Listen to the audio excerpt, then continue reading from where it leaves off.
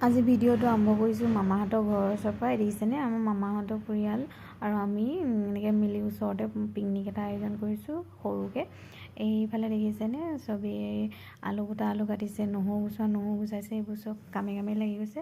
এইফালে আকৌ জুইত ডিম সিজাই ল'লে। এয়া দেখিছেনে লাল চাহ, ডিম আৰু ব্ৰেড আমি খাই ল'লোঁ ধুনীয়াকৈ। ইয়াৰ পিছত আমাৰ নিহাই কমলা টেঙা গুচালে, কমলা টেঙা খালোঁ। এইফালে আকৌ বৰটেঙাও গুচাই আছে দেখিছেনে।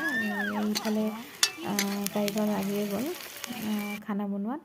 এইফালে আকৌ এই সুধিছোঁ আজি কেনেকুৱা লাগিছে কচোন, কৈছে মজাকৈ লাগিছে দেই। এইফালে দেখিছেনে এই টিকলিজনীও খেলি আছে ধুনীয়াকৈ। এইয়া দেখিছেনে আমাৰ আজি কাৰিকৰ দায়িত্বত আছে নিহা, তাই ধুনীয়াকৈ বনোৱাত লাগি গৈছে আৰু মই মাংসখিনি ওচৰৰ পৰা দেখাই দিছোঁ। এয়া চাওকচোন বনাই আছে তাই ধুনীয়াকৈ।